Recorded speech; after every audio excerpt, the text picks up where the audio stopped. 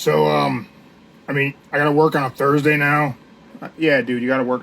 Can I have the hat? What? Yeah, I mean, you have the camera laying here. Can I at least wear the hat? Why do you need the hat? Come on, just let me wear the hat. Okay, you can here. There, you got the hat. All right, let me pull this up. Quick. Keith, how's it going, sir? It's going good. How's it going, man? Oh, fantastic. I'm Mark the Monster. I am the star of the Don't Say the F Word podcast. Okay, dude, you're not. He's not. He thinks he's the star. He's got an ego, man. I don't know what to tell you. Yeah, I gotta go with Co. He does. He does have his own shirt. So, Mark the Monster merch is available at our merch table. All the profits go to our local dog kennel. Well, then he's the star. I hate to tell you that. That's You know what? He's the only one who has his own shirt. I don't have my lone shirt. He's got his own. So I guess he might be the star. He just might be the star. Thank you for joining us, man. I appreciate it. How are you doing this cold Thursday in Cleveland? Not sure where you reside, but it's cold in Cleveland. I'm in Carolina, just south of Charlotte. So it's been pretty cold, but I have a feeling you're a lot colder. Yeah, I think whenever I went to the gym this morning, it was 16 degrees. Yeah. I might be finding myself in the next couple of weeks. I might be down in the Charlotte area, so it might be a little warmer. It might be a little bit warmer. Oh, it's definitely warmer than that. So, how you feeling, man? Great fight. Yeah, one of the few times you fight a bare knuckle fight and not all banged up, cut up, and all that shit. Yeah, man. That's what happens whenever you make it a quick night. That's what happens when you make it a 21-second day at the office. They do not pay me by the hour. That's for sure. 21 That's seconds, for sure. 21 rounds, it's the same paycheck. Before we talk about this past week, let's talk about your combat sports career. You're not new to this. Pro MMA started in 2009, right? 2008, yeah, 2009. Around that time frame, it's been what, 15, 16, 17 years. Yeah, man. And that's a lengthy career. Prior to pro MMA, wrestling background, I was a state champ wrestler, but passed up a wrestling scholarship to go to the Marine Corps, and then when I got out of the Marine Corps, I started doing MMA to deal with PTSD. Thank you for your service to our country. Appreciate it. Absolutely, man. It's being wrestling in school, passing up a scholarship, that makes you tough. Being a Marine makes you ultra tough. I've had like a very interesting journey, I guess, between like hockey, wrestling, then Marines, then MMA. I was also a bounty hunter at one point. Then bare knuckle boxer. Like it's been quite a trip. Well, shit. Let's hear a bounty hunter story. What's the best one? Got a good one. It's funny because the guy that I used to work for, he passed away, but he was actually a preacher. And like super nice guy who's also a phenomenal grappler too. I'm not quite church approved in most aspects of my life. We were looking for a skipper, a skip that she was female, was like she's one of the biggest like meth dealers in the county. And I actually knew this person's mother because she worked with my mother at the rescue. So we like one of the things that we do is we go by especially like 'cause she had signed off on the girl, So like, we go by, like, we routinely visit the family, see if they're there. We had like the right to search the premises for her. Um, while we started our search, she comes over, she's like, "Hey, Keith," she's like, "I don't think he wants to go in this room. Will you search the room for me?" I'm like, "All right, yeah." I'm like, I'm sure, like, whatever you got in there, I'm sure Preach don't need to see it. What was it like? It was like a and it was like this like super double wide, like, and it was a makeshift sex dungeon. Oh my God. like like swings and like rebel flags and freaking like knives all over the wall, and like it was just like, and here's the thing, both them people were big, like, and like, like apparently like the dude like did construction and carpentry and shit like that. Like he must have been a hell of a carpenter to make like a sex swing that can hold them big bodies Oh up. my God.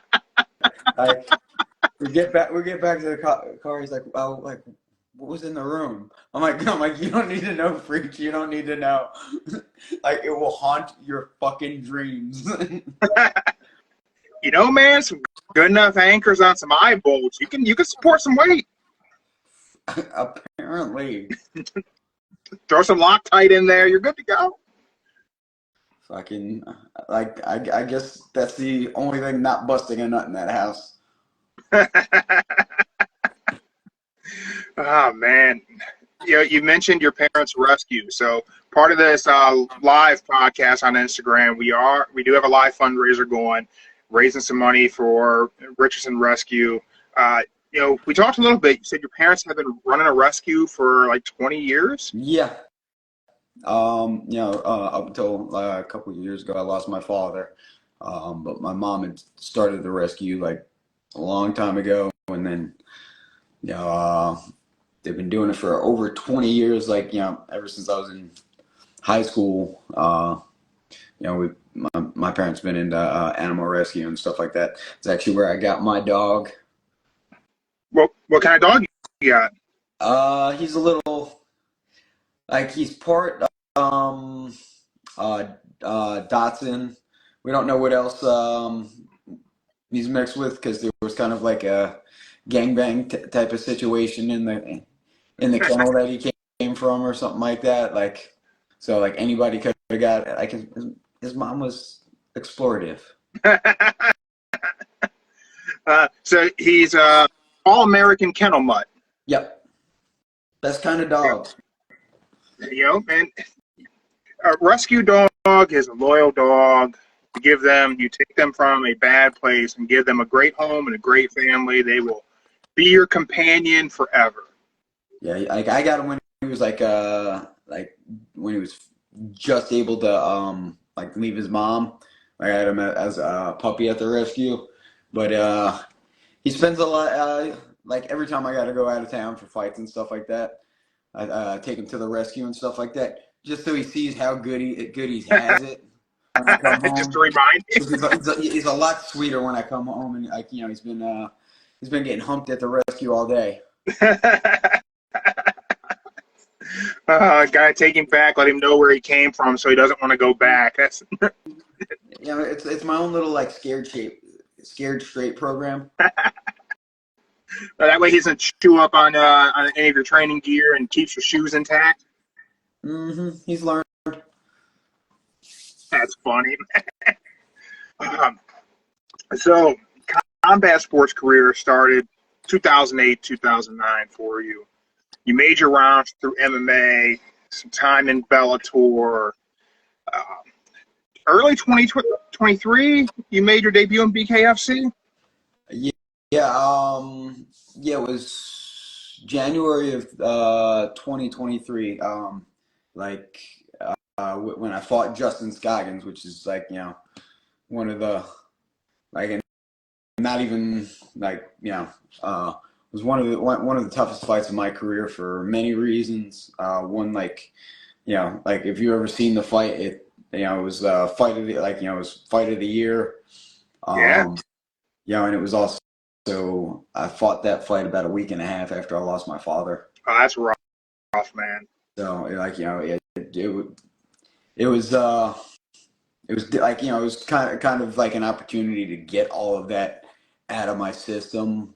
Like because like the whole fight camp, like he wouldn't let me pull out of the fight.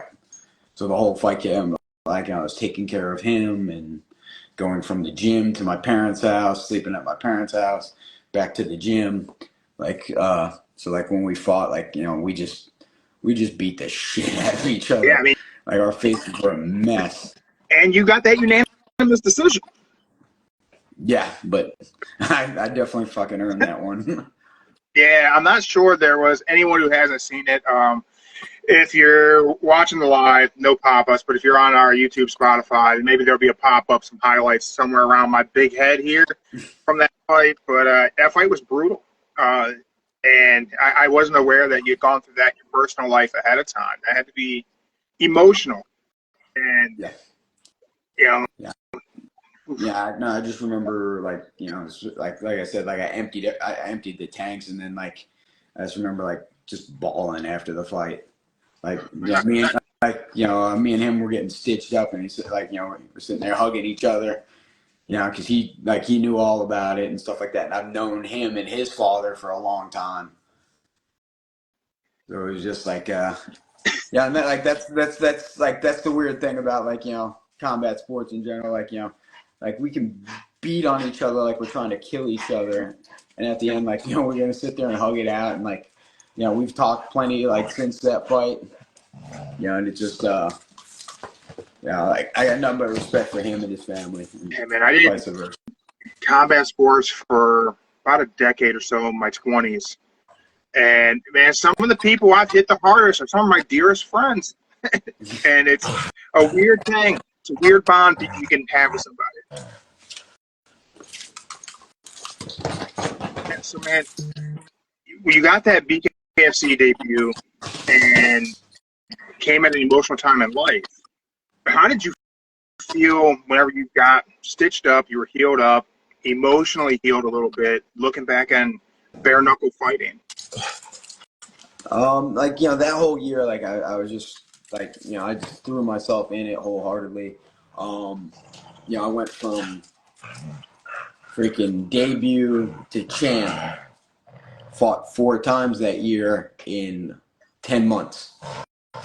Yeah. I had an insane year. I don't know too many people have had that type of year in combat sports in general. I had I had the Scoggins fight, which was I had a fight of the year, I had a potential knockout of the year, and then I dethroned a champ, and after that decision, I had 3 straight finishes.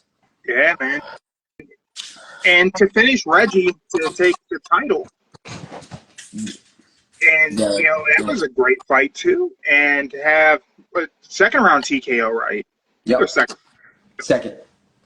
And like you said, four bare knuckle fights in a year is crazy. That's just simply a crazy thing to do. Whenever you look at your time in MMA to transition to bare knuckle, how do you transition your training? Because grappling's not a focal point now, right? Yeah. It's just strictly boxing, strictly movement. No, I still, because that's the thing for me. I own my own gym and I train I'm the head coach, so and we're still at the heart. We're an MMA gym. Now I have a ton of great bare knuckle students and stuff like that. But my focus. So I still have to do a considerable lot of and especially my whole MMA career, I was known as a grappler. That I got 15, 16 submission victories, in MMA.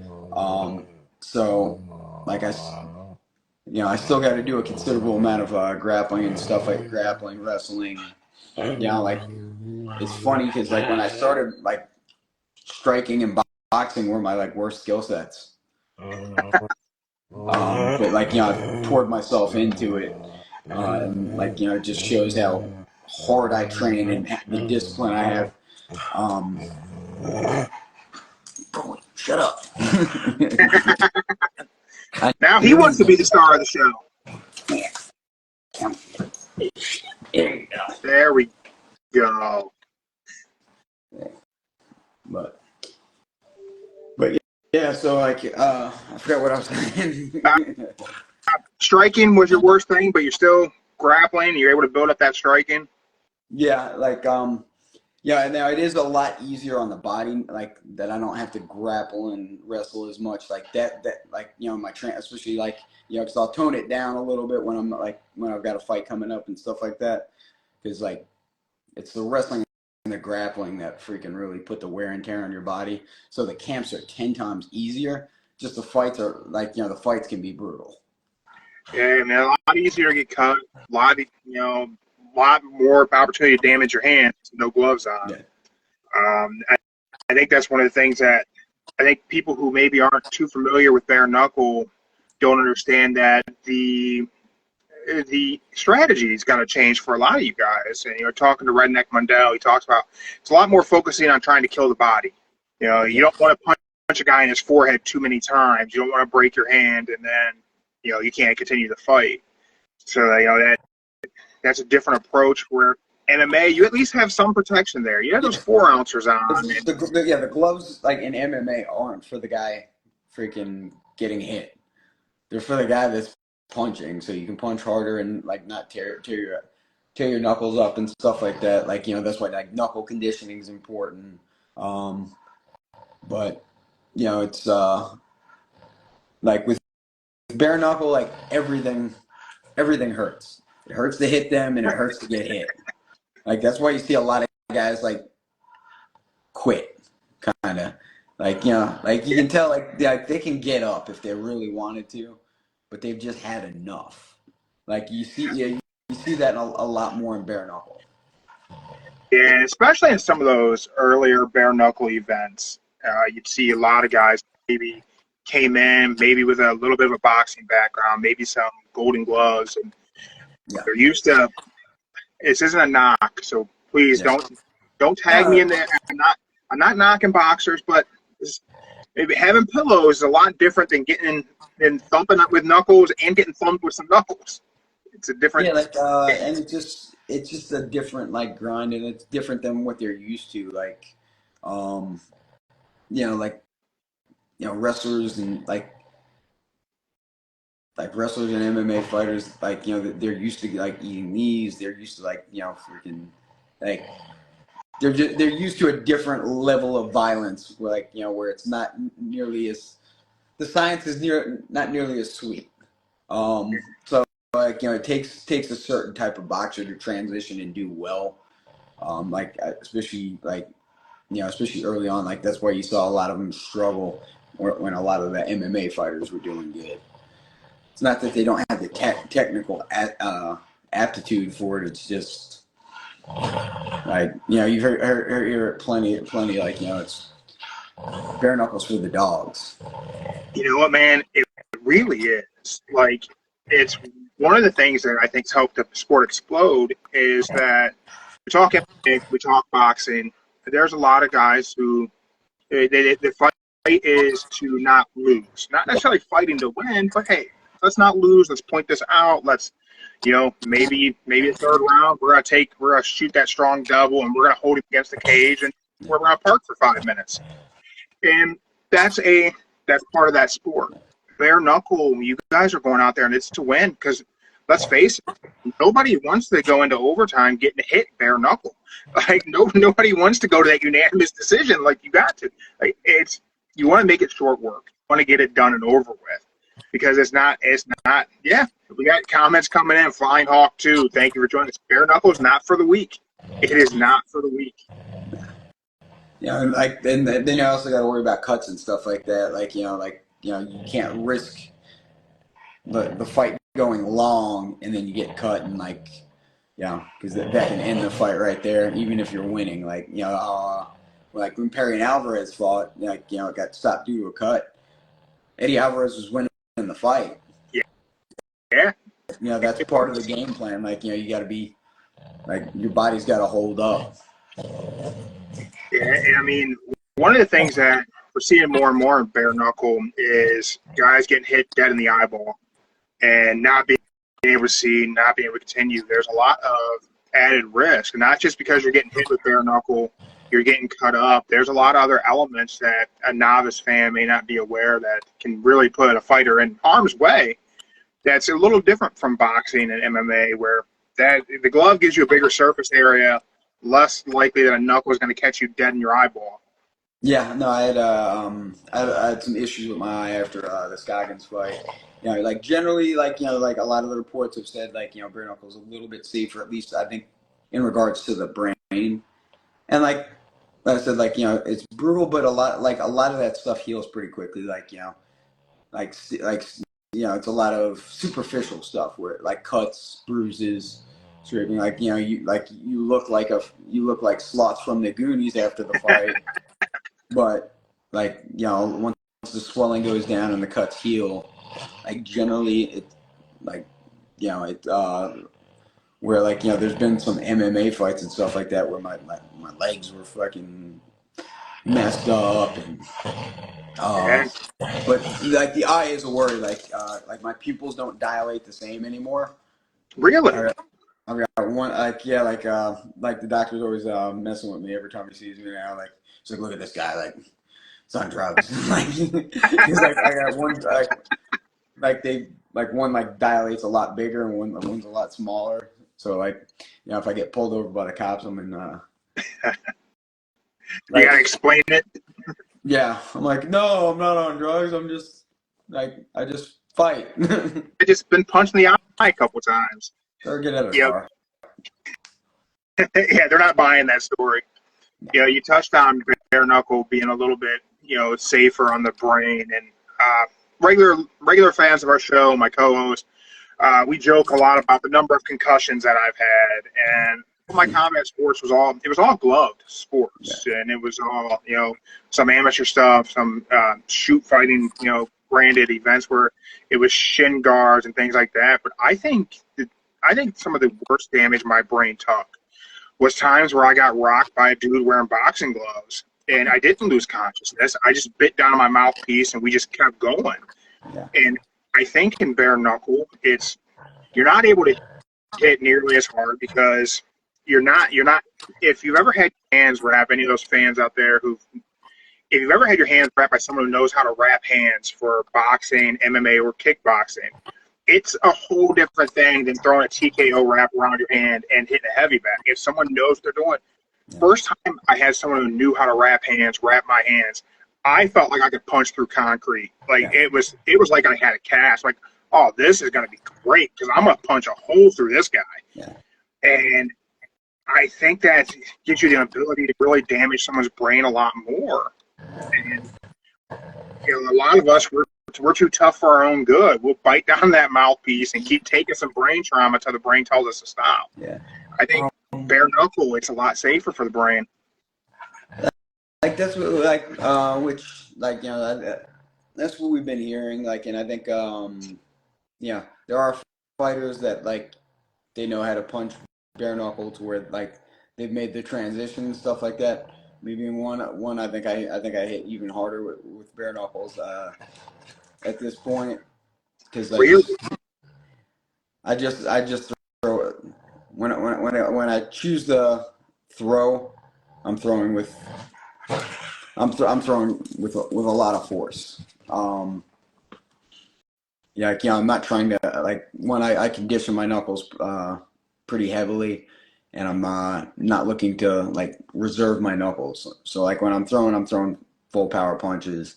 I feel it after every time, especially after you win and stuff like that. You'd be trying to shake hands with people and fist bump and stuff like that. Especially once you start drinking, then it feels great.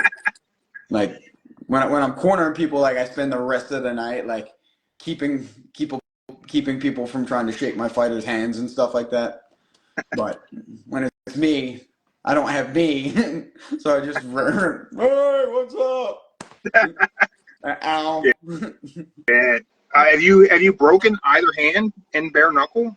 Not in bare knuckle. I actually have a plate and 6 screws in my right hand from an MMA fight.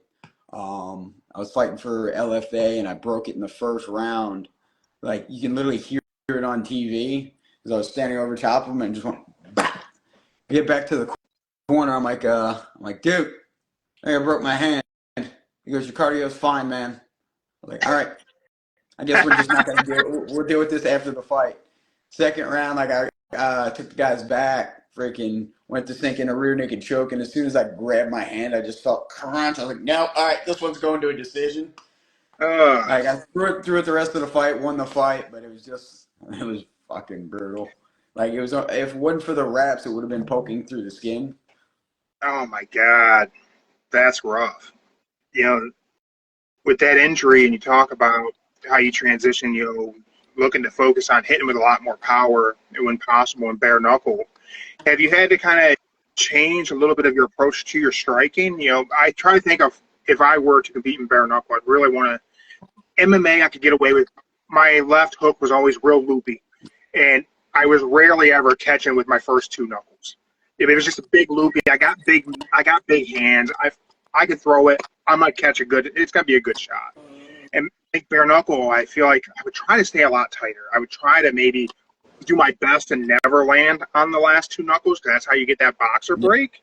And if you have to change that approach, you change, kind of recondition your brain to throw those punches differently. Yeah, you definitely feel the difference when you don't make solid like impact and stuff like that. If you hit with the other two knuckles, one like when you're doing knuckle conditioning and stuff like that. I hit a slightly padded board.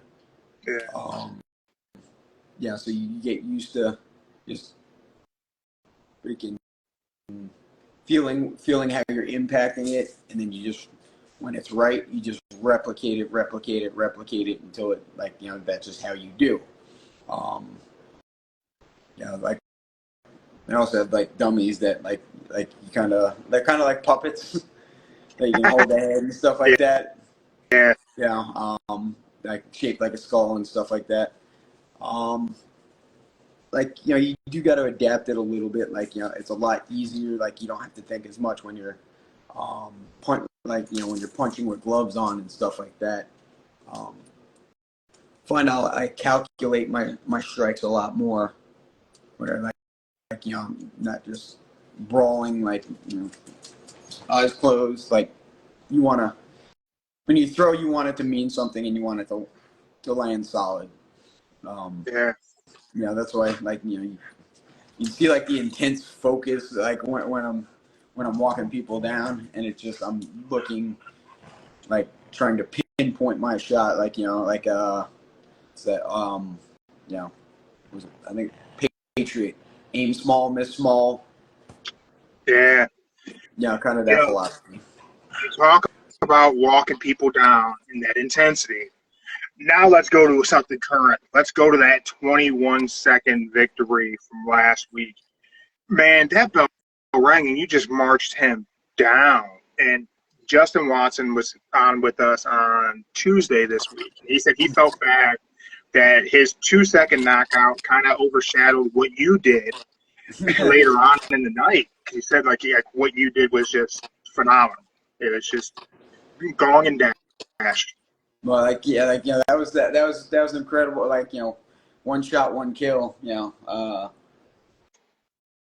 I initially had planned on sitting back a little bit and feeling things out, but and just kind of making him miss and making him pay early on, because I knew he was this was his first main event.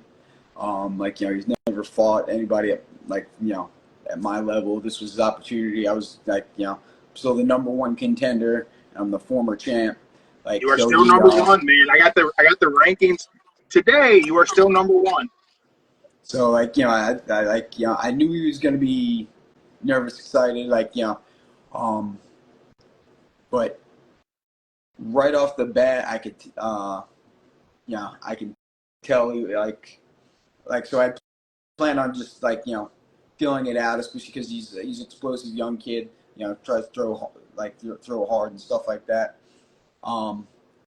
But as soon as like that at first exchange, I saw everything that he was doing, and I saw the opportunities, so I immediately switched to, especially like the first time I landed even something like remote, like wasn't even like a full power shot.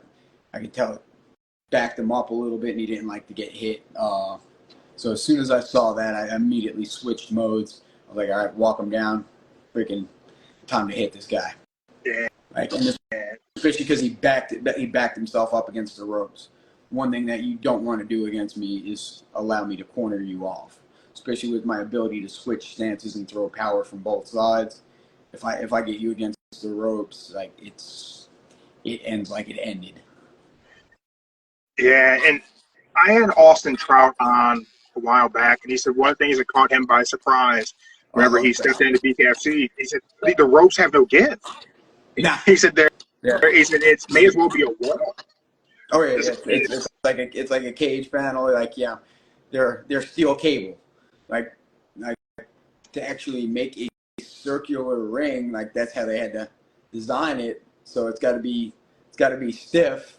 That's also why they're very, very protective of you jumping on their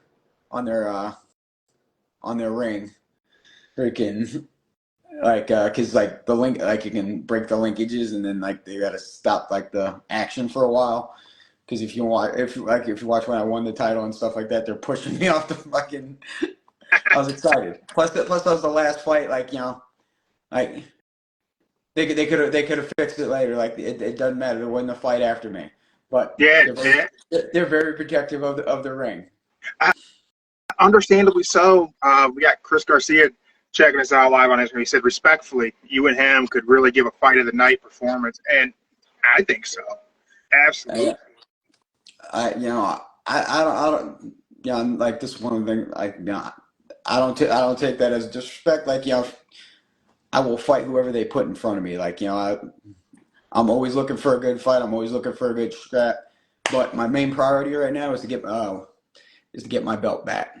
Yeah. I mean, I don't know. Does Alberto have anything? I don't think he has anything currently lined up. I haven't seen a card where he's on there coming up. Is there? I don't know. I don't know what they have planned yet. Like I always take a week off after a fight, and then like I'll start talking, to the organization, see what they got planned. Like if I've got to wait, like if I've got to fight somebody else, fine, I'm down. If I gotta like here's the one thing I don't want. I don't want to be inactive. Yeah. Like, that was the one thing I it kind of bothered me. Like when I like me and Alberto fought, I had a 9-month layoff. I wasn't injured. I was training like the whole time. I'm fighting like I'm training like I'm in camp anyway, because I don't I don't take time off. But like for that long, just waiting for a fight, like I kind of got burnt out by the time the fight actually did roll around. Like especially going from 4 fights in a year to a 9-month layoff.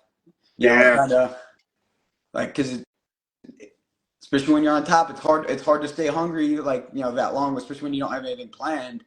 And then like especially when you're training that hard, it takes a lot. Yeah, Oh, it's way easier to climb up the hill. and now being number one ranked still, coming off of such an impressive victory, hopefully it can be a quick turnaround to that title fight, especially if you want to stay active. Last thing you really want to do is take a fight that isn't a title fight, run the risk of an injury that then put you in jeopardy of not being able to secure that title fight inside of 2025. So, Yeah, but you know what? I don't plan I don't plan around. I don't plan scared. Like I don't like if I've got to go through somebody. I'm not going to sit there and wait and see and like or try to wait it out. Like I don't give a shit. Like if they want to put somebody in front of me before that, all right, I'll go through them too. I don't care. Like so we could see I'm you and not. Chris. You and Chris could happen. I'm not like, I'm not here to. I didn't get into bare knuckle boxing to play it safe. I mean, Like, that's a damn valid but point. I'm not That's getting a any. damn good point. I'm also not getting any fucking younger. Like fucking, like I'm already a freak. Like to be having my, because like that Blas fight was the first time I lost a fight in like 6, 7 years. Like I just turned 41 week and a half ago, 2 weeks ago. I'm gonna say you're Like 41 now, so like I'm 42. yeah, I like can imagine me doing bare knuckle at 42. like I couldn't. it's yeah, it's ridiculous. Like that I'm having like this much success so late in my career. Um, so like I'm not gonna sit there, but like I know at some point like it's got to stop. Like, but until then, I'm gonna keep rolling through. Like I think it's just the way that I train, the fact that I don't take time off, because I know at this point, like if I stop train, like if I stopped training and just took like a couple months off to just do whatever, I'd never get back to where I was. Yeah. I think like if I, which in like and at some point every fighter takes this that stays in the game long enough will have a fight where they just look old. Father Time wins. Yeah, Father like, Time gets everybody. but He's undefeated. I ain't ready to submit to him yet. Like I just keep getting better. I keep working harder. And I You don't just fight like a man in his 40s. Like you don't move like a guy in his 40s that's staying ready all the time. I was gonna ask if making bantamweight is difficult being in your 40s, but if you're always training, you're basically always in camp. That's got to be very helpful. But what do you walk around at? What's walk around with? usually like I walk around at like like shredded at about 155. This last camp I put on a little bit more like I used to put on a little bit more size like routinely like when it was MMA just because like you need a little bit more horsepower Yeah. um like but this camp I like especially since I had like another like somewhat long layoff I put on a little bit more size like muscled up a little bit and most of that was just because I started like I started taking creatine again just because it helps with recovery. Really, not like really wasn't trying to put on size. It was just put some water in your muscles and helps with recovery. Like that's the one thing. Like as I've gotten older, I spend more time recovering from the workouts than I actually do in the workouts, and I spend a ton of time in the gym. But That's the thing when we get older. When we get older, it's how do I recover from this? What's that plan? Creatine's a great one. Like you said, it can make you put on some weight. Some of us are ultra sensitive. If I start using creatine regularly, I will puff up 10 pounds in a week. Just poop. yeah, And I'm already husky as shit. When I start throwing creatine in daily, 10 pounds will happen in a week, no problem. We got Garrett asking us, "What's your diet like?" He's got to mean you. There's no way he's asking about my 295-pound ass. You don't want to eat like me, and you don't want to live like me. It's not easy on the body. well, Garrett's been in the gym. He knows what the diet's like.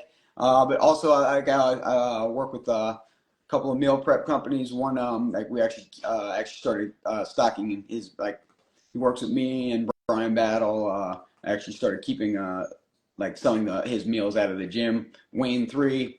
So shout out to him. Yeah, we keep we keep the meals.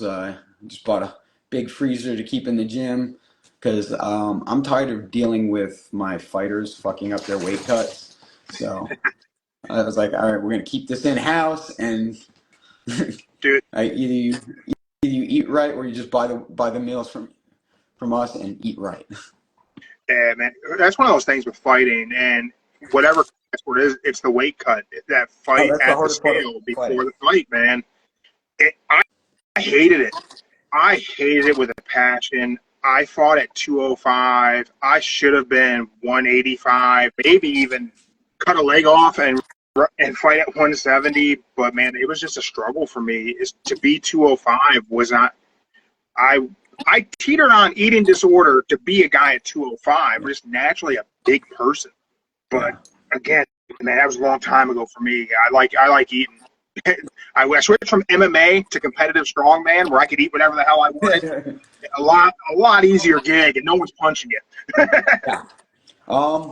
Well, and here's the thing, like especially throughout the years, I've learned so much more about like nutrition, dieting, and stuff like that. I remember the stupid shit we used to do in like wrestling to cut weight and stuff like that.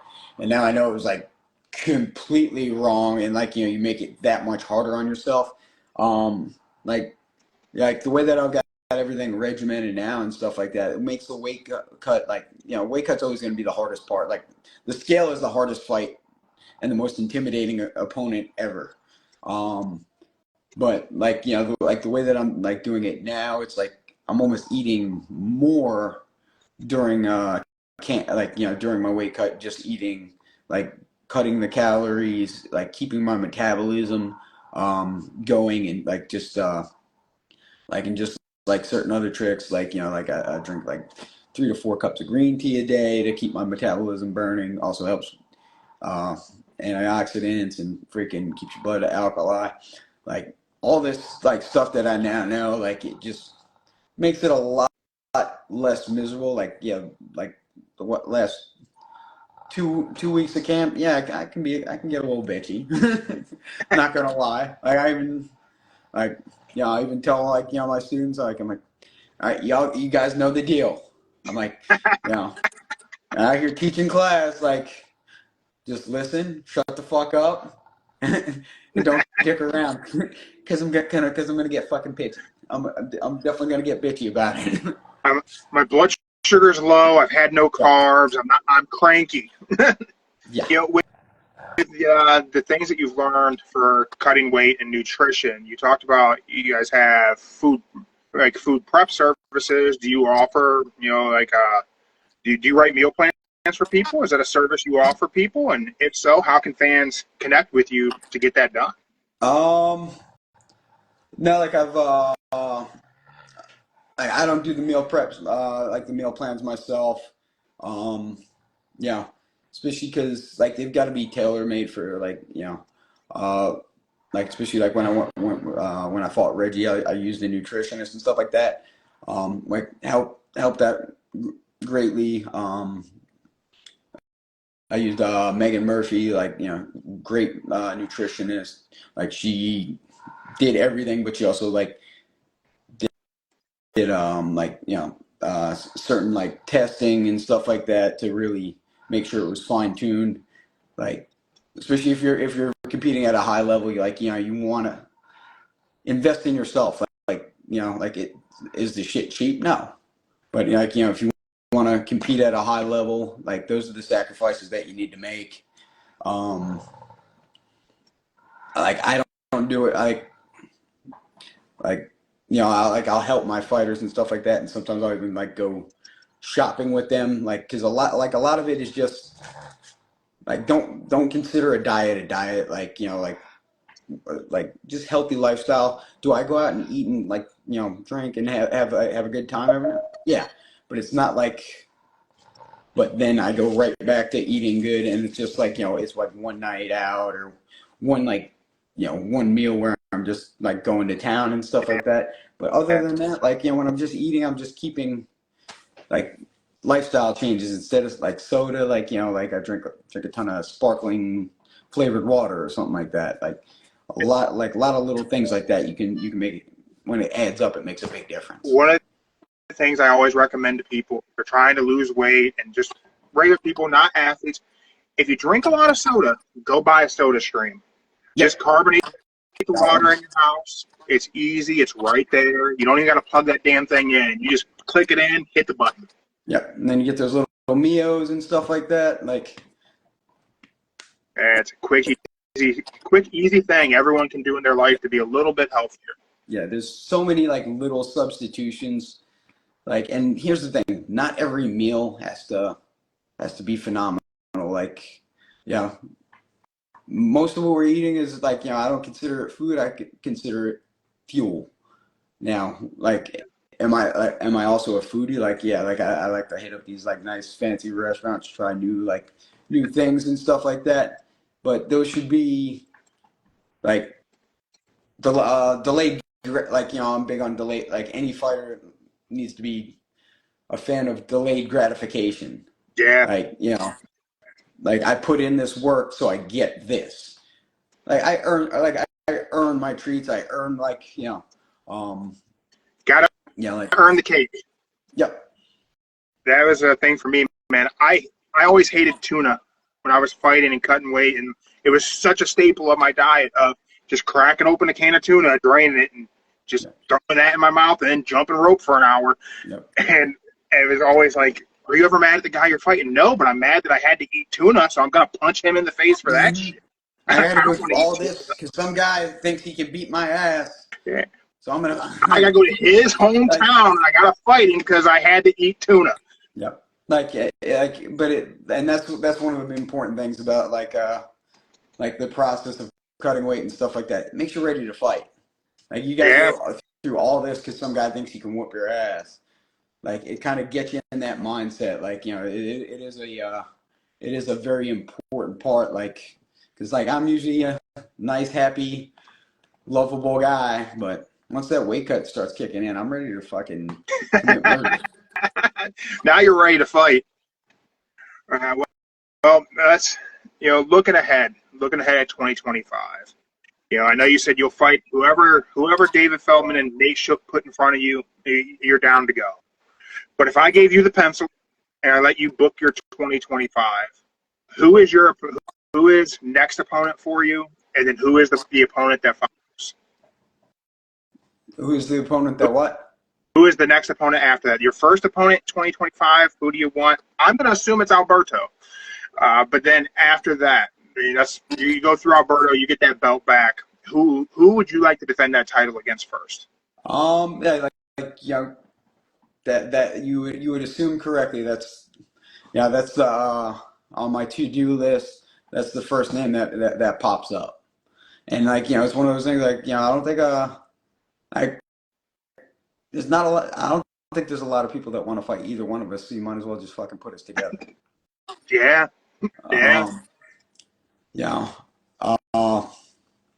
Then after that, I'm like, and that's the thing. Like, I've never been a big call out guy.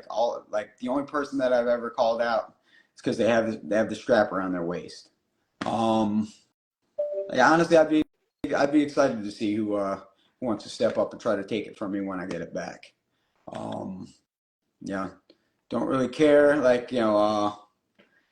Now the bantamweight division's definitely growing. Like now there's when I won there was nobody really else had established themselves, and that was part of the reason why I got bumped up so quickly. Even Alberto, nobody really knew who he was when we fought. And that was part of the reason why it was hard to get super hungry to fight him. Now he's shown who he truly is. Because at that when we now fought, he's 6-0. 6-0. Yeah, when we fought, he hadn't really he was only 3-0, 2-0, or 3-0, I think. I think 3-0. Yeah, I think he was 3-0, and he hadn't had any super big name opponents yet. So it was just but now he's shown he deserves to be up there. But he just deserves to be one slot lower. Yeah, man. I think 2025 is going to be a great year for bantamweight. I think you have a lot of talent in there. I think the top five's a killer's row. Yeah. Chris Garcia was in here. He said he would love to do it with you. They got him currently number 4 today. I thought Chris was higher than 4, but they have him number 4. But I think as BKFC grows, I always think there's a weight class that stands out each year as we grow. And I think bantamweight is poised for 2025 to be the year of the bantamweights. There's a lot of good names in there. The guys have really stepped it up and coming up, but It's the reason why I got a number 1 by my name, and but I'm trying to turn that 1 into a C. Yeah, I think that day's coming. I think that day's coming. I don't know who else they would give Alberto a fight with besides you. And you're coming off a 21-second victory. You're healthy, ready to go. So I don't think there needs to be a long wait before we see you go for that title fight. From a promotional standpoint, I think for Dave Feldman and Nate Sugar, they could be smart to capitalize on that 21-second knockout. Just ride the wave and book you and Alberto, Q1 of 2025, make it happen. But Keith, man, thank you for joining us. I appreciate the time. Everyone, please go to the fundraiser for Richardson Rescue. Donate some money to the pups. The dogs are way better people than people, and it's a good opportunity to give back. If you buy any Don't Say the F Word merch from our merch table, link, of course, is in the bio because it's a podcast, and that's where all the links happen at. Absolutely 100% of all profit from any merch purchase from our merch table goes right to my local dog kennel, Lorraine County, Ohio. It's the Lorraine County Dog Kennel. I'm not keeping a dime. It was going to be just for the month of November, but I'll be honest, I don't need the money from the merch, so I'm just giving it all to my local dog kennel. So if you guys have an opportunity, you want to pick up a Mark the Monster, I have ADHD, attention deficit, hey donuts. Yeah, shirts there. We got a lot of shirts available. If you're a wrestling fan, combat sports fan, there's plenty to enjoy. Keith, any sponsors you need to shout out? Anybody you want to thank for their support? Queen City Financial. Like that's the thing. Like I have such a great support system. Like anybody that does the sports guy Grunt Style. Wayne 3. Palmetto Chiropractic and Physical Therapy. God, I get punched in the head too much. I got Richardson Rescue, of course. My parents are Richardson Rescue. Boost Mobile, Rock Hill. Thank you for the support. In Your Corner, it's a great nonprofit dealing with mental health. Being proponent of that, also helping like veterans with PTSD and stuff like that. It's always been a big, combat sports definitely saved my life. I was a danger to myself and others until I found it. That's shout out to Dr. Gogu too. I think that's pretty good. I'm sure I missed somebody. I'm gonna have somebody mad at me, but I'm used to it. That's all right. Whoever you missed, wherever you come back on ahead of your next fight, we'll get them then. Oh yeah, and of course Modern Warrior MMA, my gym and home. There we go. Keith, thank you very much. Congratulations on the victory last week. Look forward to an exciting 2025 from you and the rest of the bantamweight division. I truly think that bantamweight's poised for 2025 to be their year. And just thank you for the time. I appreciate it, and I hope to see you back soon. Really enjoyed it. Thank you. All right, have a good one, brother. Take it easy. We're out.